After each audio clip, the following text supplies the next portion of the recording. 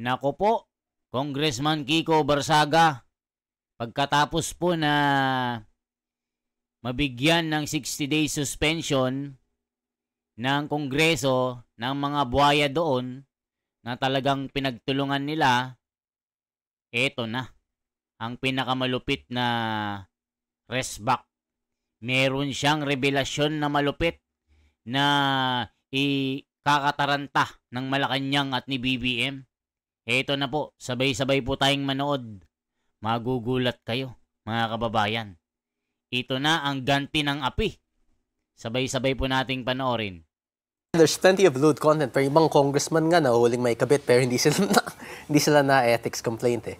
It's about the timing of the complaint and why they would choose to do that. Since if they were to create precedents where such things were to be regulated and when the ethics committee is capable of suspending, reprimanding, or even expelling politicians once they have a supermajority in Congress, then these types of things can be weaponized by future administrations, and that's the worst part about the ethics complaint. Because personally speaking, the suspension does not truly negatively affect me. It mostly negatively affects the institution as a whole because people are losing trust in Congress, and this will decrease the trust in Congress even more. You mean people might think they're being so defensive?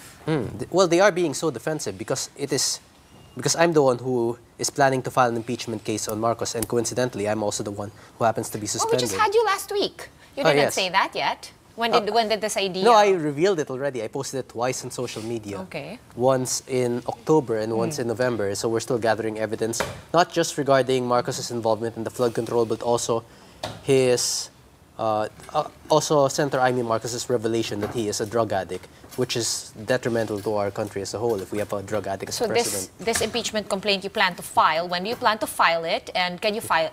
You can file it naman kahit na suspended ka, you know. Well, I'm not too sure about that because I didn't read the rules regarding suspended politicians. Okay. But when are you planning to file it? Who is drafting it for you? You have lawyers? Yes, we have legal teams, and we'll see when the time comes. Kasi February 7 yung, the one-year ban on the impeachment of Sa Duterte will expire. Are you hoping to do that, your filing, before February 7, or are you open to having it after February? Kasi things would change, of course, after February 7. Things would definitely change, and more evidence would release, more people will release statements against Marcos by that time. So yes, once more evidence has been released against Marcos, and once public opinion against Marcos has gradually worsened, then that's when we can start filing. Are you confident you're going to gather enough signatures for that? Well, even if I don't gather enough signatures, that will already prove that Congress itself, a majority of Congress, is no longer serving the people, but rather serving the interests of the Marcos administration. And we've already seen that happen in this instance. This is showing the people what exactly is happening within Congress. But tell us about the charges that you plan to file. Exactly what will be your basis for impeachment? For impeachment? Well, the revelation of the drug cases and the involvements of flood control anomalies, and an extra charge that's not revealed yet. But the Constitution is very particular about what kinds of charges can be filed for impeachment. Yes. For example, betrayal of public trust and so on down the line. So exactly how do you plan to go about this, and what kind of charges do you plan to file? Well, it will be betrayal of public trust because that's very open to interpretation. That could be for anything. For corruption and so on down the line. Or even lying about the state of his drug rehabilitation or his involvement in drugs. That can also be constituted as a betrayal of public trust. So depending on what possible grounds you may find, we will still consult with our legal teams. But his involvement in the flood control anomalies and him being the mastermind in all of this, and also in his drug-related revelations made by Senator Amy Marcos would be the most stable grounds that we would have. That's your most solid, you think? Well, there might be more. Okay. But for now, 3 grounds. We might find his footprints in the DPWH building fire. So that's also another possibility. Ayan, mga kababayan, napakatindi ng mga revelasyon na ito. Barsaga warn versus possible removal if misconduct. Alaka. Tatanggalin daw si Kiko Barsaga dito. Pagka daw umulit ito, possible removal in the Congress. Ang gagaling naman ng mga ito, mga kababayan. So pakinggan po natin kung ano po ang sinasabi ng Kongreso na posible na matanggal ito. So ano bang sabi ng mga komento? May alam ka pala bakit hindi ka mag-file ng ethics complaint laban dun sa mga sinasabi mong may babae o kurakot? Di ba si Paloma binisto ni Anjo Iliana na maraming babae ito? Na ano ba si Paloma? Na ethics complaint ba? Wala. Meow, meow, meow. Sabi, may saltik to. Mga mga loyalista nga mga ito. Sabi ni Ferdinand Musang. Hala ka. Go, I support you kong meow. Mr. Barsaga, if Marcos be impeached, what is your next strategic plans? Right now, because of rallies, tourism economy is for me is 0 crown. Hala ka. Diyos ko, mas inuna pa talaga ni BBM ang mga kaaway niya sa politika kaysa unahin ang korap at pinsan niyang si Martin Romualdez. Nako po. Talk rubbish daw. My God, the family is so corrupt. It should be investigated.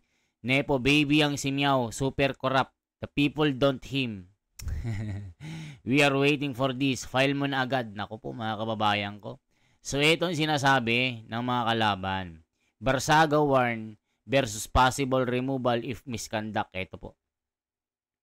Check po natin ang mga pasabog dito. Malupit ito Ba, gusto na nilang tanggalin si Kiko Barsaga Check natin.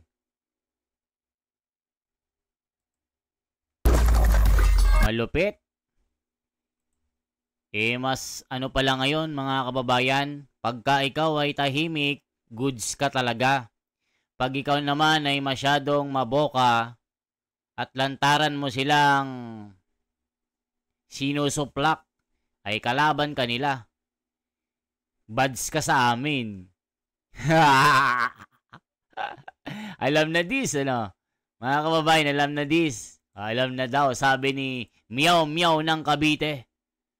Lantaran ng kanilang ginagawa, imbes resolbahin ang problema, ay lalo pa nilang pinasama ang imahe ng Kongreso. Ang lupit ng mga ito. Protect the crooks. Laka. Grabe mga comment. Galit na galit. Ito po ang pasabog ng malupit. I-check po natin mga kababayan anong sinasabi ng mga balitang ito. Kasi talagang malupit itong balita. Ito na po. Posibleng matanggal daw si Kiko Barsaga kung ituloy-tuloy ang pagsisigaw-sigaw ng katotohanan. Mga kababayan, ang lupit ng mga buhayang ito, no?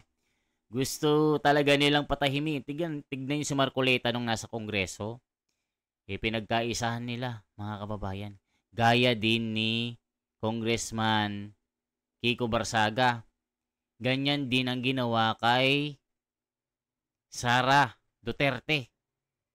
At talagang itong impeachment ay binubuhay na naman nila. Panibagong impeachment. Tignan nyo si Kiko Barsaga. Magpa-file ng impeachment kay BBM. Nako, ito na po ang balita. Maraming salamat. Pag-usapan lang po natin itong pagkakasuspende nga po kay Congressman Kiko Barsaga. May mga sinight po kasi ang mga kongresista na grounds at kabilang doon yung kanyang mga posts sa social media, yung kanyang mga statements. Pero ang paninindigan po ng kongresista, ito raw po ay sakop ng kanyang freedom of speech. Well, yeah. Alam naman natin, Christian and Robert, no, yung freedom of speech is a constitutionally guaranteed right. Pero just like all other rights available to citizens, hindi yan absolute. So merong mga limitations na isinasaad sa Constitution, sa jurisprudence, tsaka sa batas. At sa tingin ng mga members of Congress, nilabag yon ni Congressman Kiko Barzaga. And so, nag-impose sila ng penalty upon him. So, while it is true that lahat naman tayo, we all have a right to freely express ourselves, hindi yon absolute.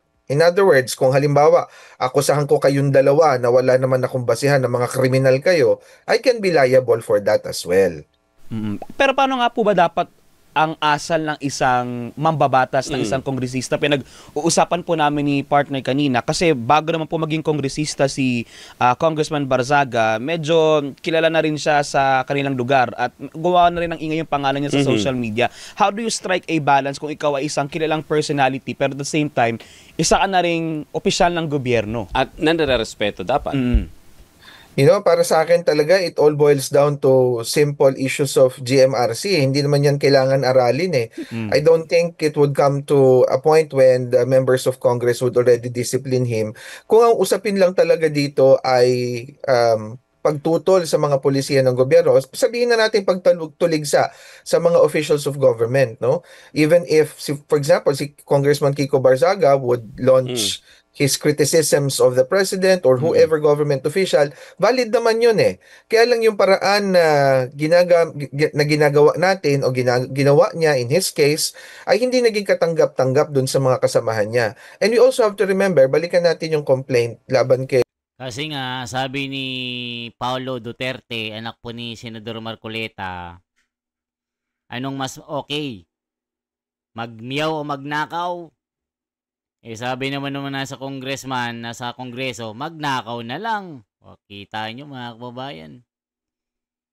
Mas inuna yung gipitin yung tao na nagsasalita lang at nagiging kritiko ng gobyernong ito na talaga namang harapan na ninanakawan ang pera ng bayan.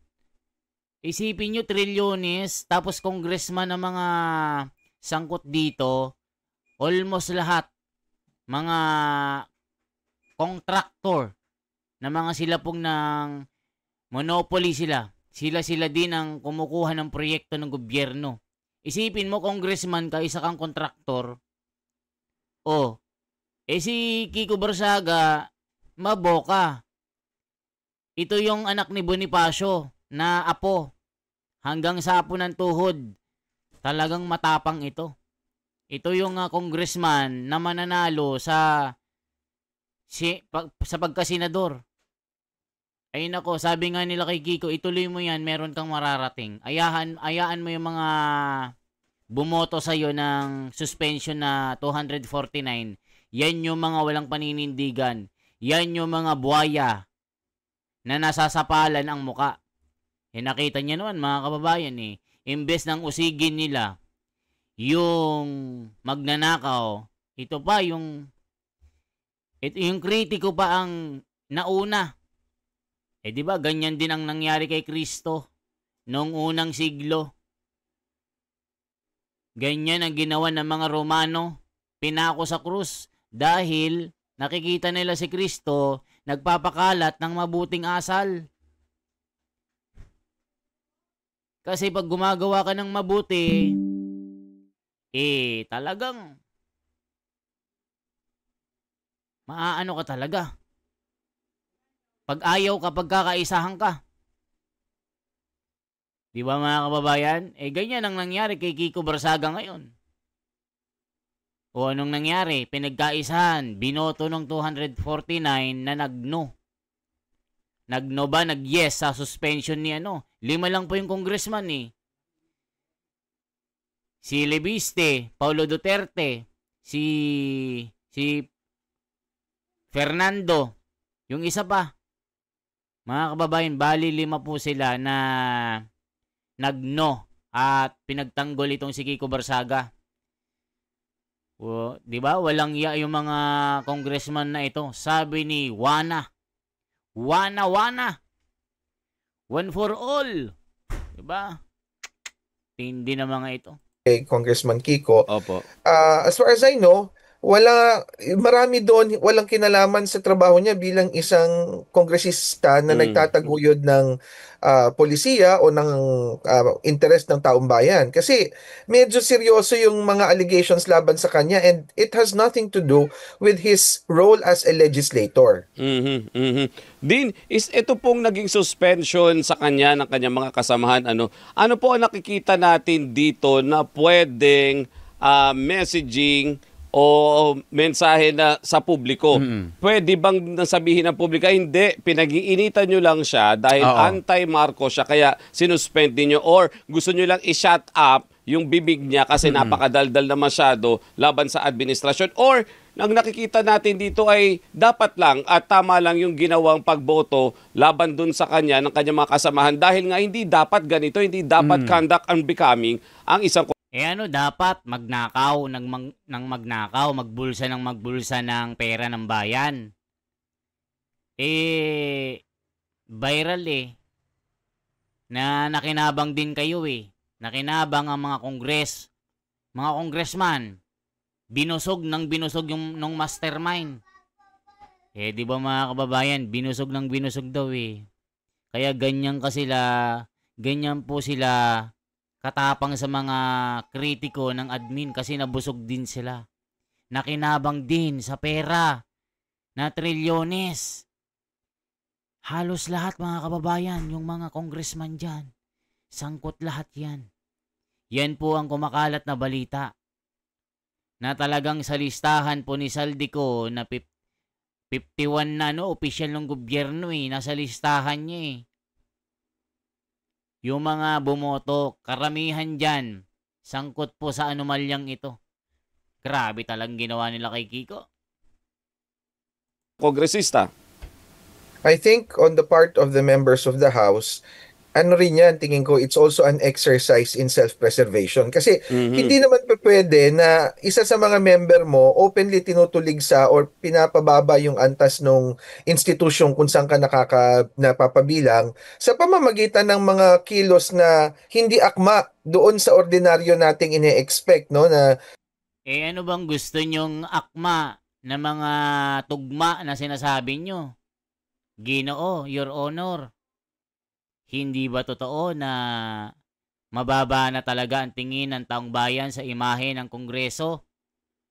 Nakita nyo naman ang mga pagbumuka pa lang mukhang kurakot na Isipin nyo, nandyan na sa loob si Kiko Barsaga. Alam na alam niya mga karakas ng mga congressman dyan na kasama niya.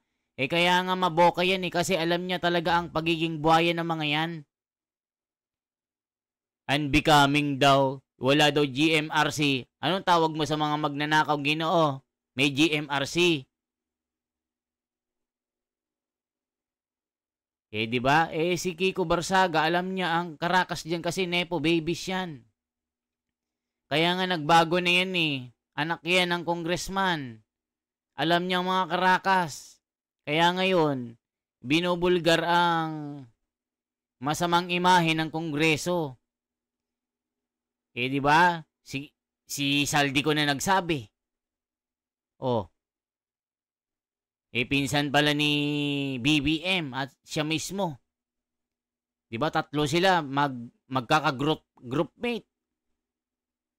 Sabihin nyo, unbecoming, unethical, hindi magandang ehemplo. Anong gusto nyong ehemplo? Magnakaw? Sige nga po. Ginoo, sige nga. Good manners and right conduct.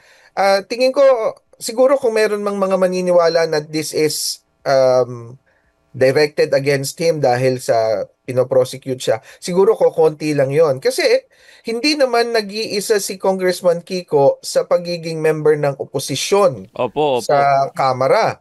Pero yung ethics complaint ay inilagak laban sa kanya. Hindi dahil siya ay membro ng oposisyon, kundi dahil meron siyang mga ginawang pagkilos na taliwas sa ekspektasyon ng proper behavior ng isang member ng Congress. Din isa pa, itong suspension sa kanya, nakikita nyo ba na pwedeng tumatak ito sa kanya at ina-expect nyo ba na mas magiging refined yung kanyang kilos, yung kanyang mga posting sa social media, or knowing his character, baka mas lalo pa niyang sadyain yung mga estilo niya? Baka hindi magtanda.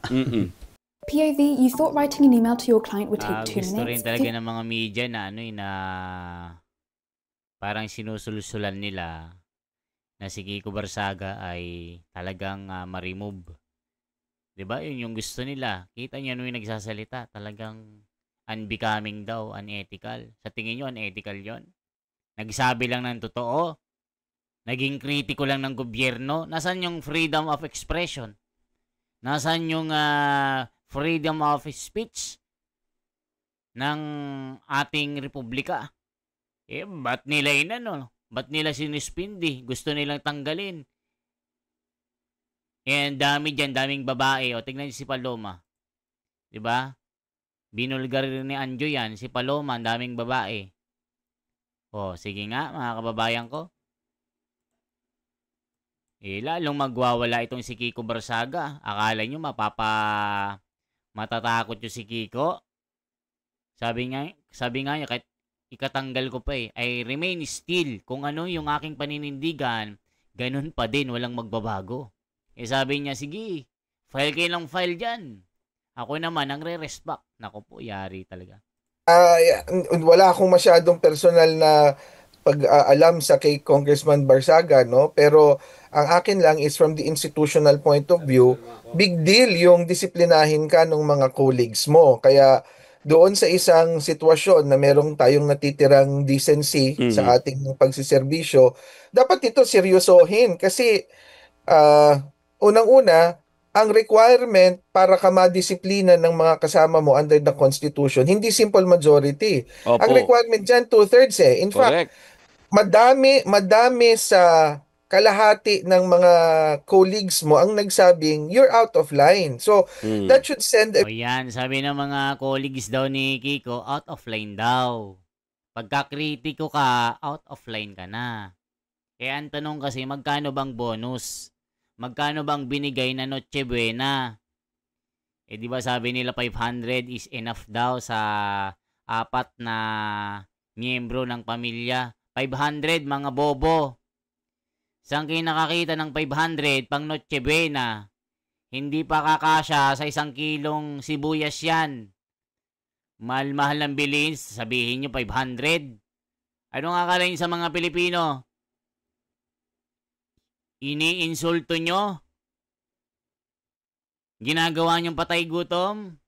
Tignan nyo mga taong ito.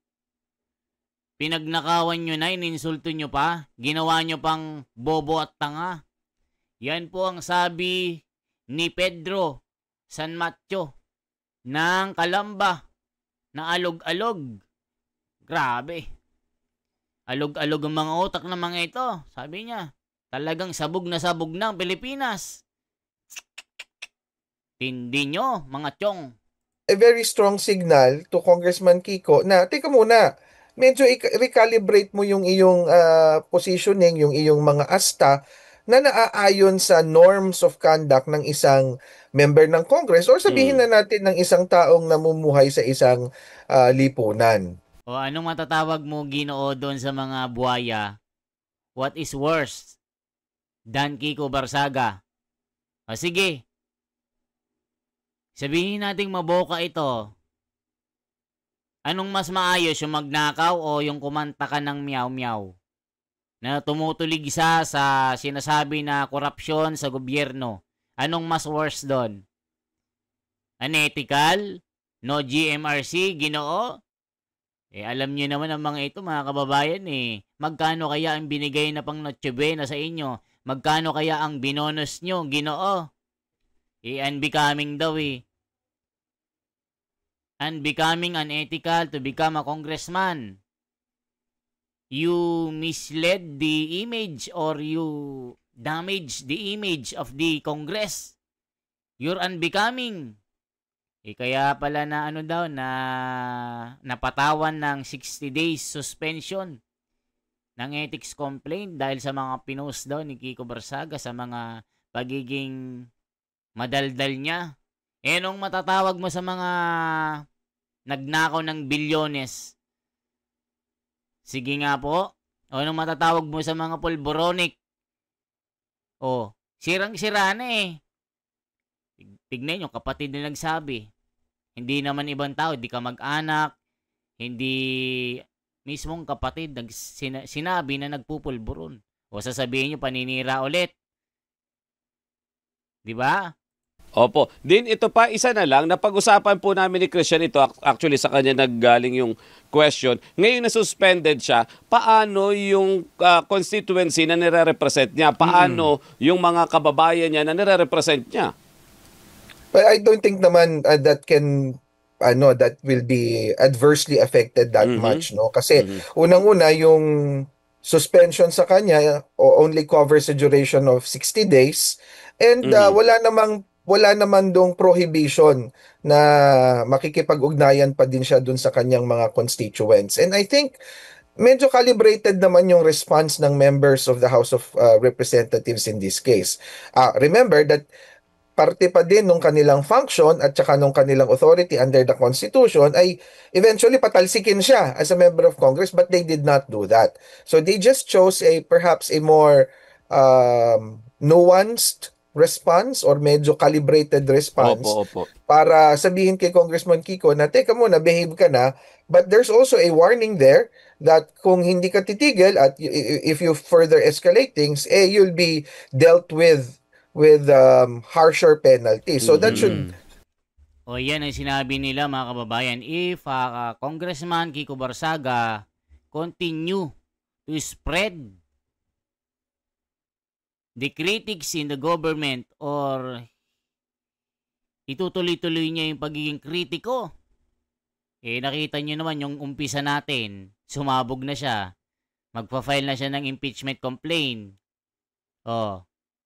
Ano masasabi niyo dyan? Sa tingin niyo, mapipigil niyo si Congressman Kiko Barsaga sa ganyan na suspension? Nakita niyo, inaayos ng impeachment complaint ni BBM.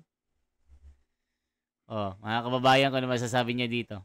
That should send a signal to him that yung mga colleagues niya mean business. So, kumbaga dapat magsilbing warning na rin ito. First warning para kay Congressman Barsaga.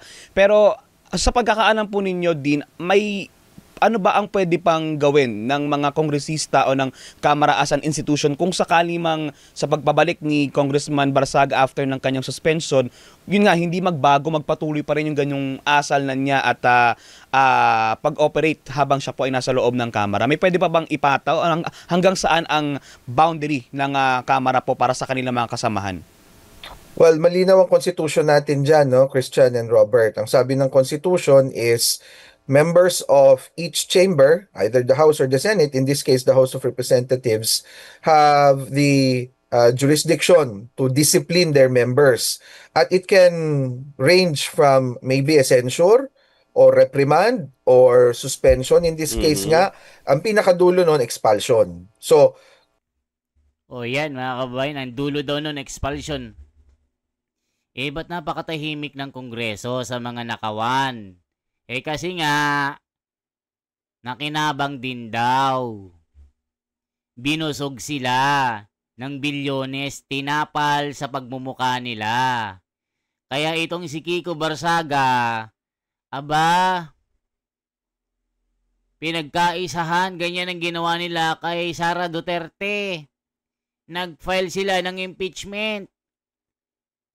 Hindi naman umubra, pati sa katwiran at sa pangalan ng batas. Ngayon si Kiko naman kasi nga lumalaban siya. Gusto nilang disiplinahin. Sa tingin nyo, titigil si Kiko Barsaga? Sabi nga niya, kahit matanggal ako, tuloy-tuloy pa rin ako sa ginagawa ko. Basta, managot si BBM dito, sabi niya. Okay? Ano masasabi nyo? Ano namang sinasabi ng mga komento? Malamang yung nagko-comment dito, mga loyalista. Alam nyo naman pag loyalista, ninakawan na loyal pa. Niloloko na ng harap-harapan, mahal pa rin niya. Yun ang tinatawag na martir. Na pinagloloko ka na, pero ganun pa din. Bulag ka na. Nasaan ang GMRC kung punong-puno naman ng korupsyon? Kita nyo sabi ni Dance Fowe. Yes, GMRC, since grade 1 in school, itinuturo na ang GMRC. Ano naman ang tawag sa mga magnanakaw? May GMRC, pero binubulsa naman ang pera ng kaban ng bayan. Puro pagnanakaw naman, nagpupulburon naman. Sabi ni Long Mejia, Nag-comment silong Mejia. Good for you. Wag nyo na ibalik si Miao. Alisin na mga politician na may saltik. Walisin na sila or vacuum na. Ano naman tawag mo sa nagpupulburon? Magnanakaw, sabi ni Telma. Akma pala ang pagnanakaw sa Kongres. Mas okay nang magnakaw kaysa magmiyaw-miyaw. Pag-iinitan ka. Hala ka. Why and yet those politician thieves are still in office? Really? Ang tanong ko, attorney, ano ang ipapataw na parusa sa mga katulad ni Tambaluslos? Naku po. Bulok na talaga ang House of Representatives. Akala nyo lilinis kayo? Malilinis nyo ang imahe nyo? Sabi ni Roland Barrios, hindi na kasi nga sirang-sira na kayo. Mas pinili nyo pang unahin, natanggalin si Kiko Barsaga, naging kritiko ng admin na ito, kaysa sa mga sangkot sa pagnanakaw ng pera ng kaban ng bayan. Ano masasabi nyo po? Mga kababayan, yan po ang pinaka malupit na banat at resback ni Kiko Barsaga. Isang like, isang share po at isang subscribe. Salamat po. Ako si The Wonders Philippines. I-comment nyo po kung anong lugar po kayo, anong location nyo, saang bansa po kayo, kung saan inaabot ng ating video. Salamat. For transparency, for a better democracy. Mga kababayan, mahalin natin ang bansang Pilipinas. Puksain ang korupsyon. Salamat, mga kababayan ko.